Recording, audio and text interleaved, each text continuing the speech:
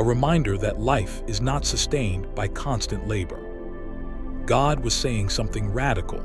You don't survive by endless work. You survive by trusting me enough to stop.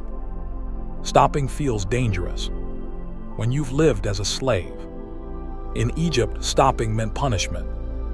In Egypt, rest was weakness.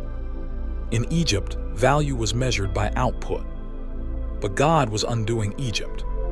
From their hearts, He was teaching them, you are not valuable because of what you produce.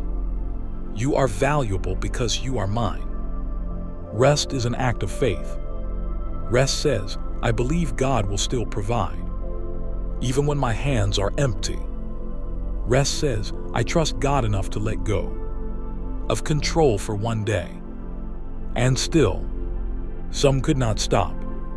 They went out on the seventh day, searching the ground. They couldn't rest because fear had not yet loosened its grip. And God's question was gentle but firm. How long will you refuse to trust me? Not because God needed their rest, but because they did. The Sabbath revealed something powerful.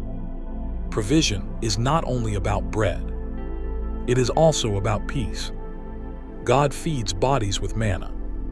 He feeds souls with rest. And the same God, who gives daily bread, also gives permission to stop. Because a rested heart trusts better, a rested soul believes deeper.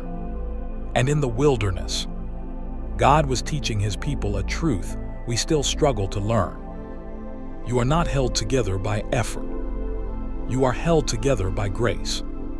Even after the miracle of daily bread, some still could not believe.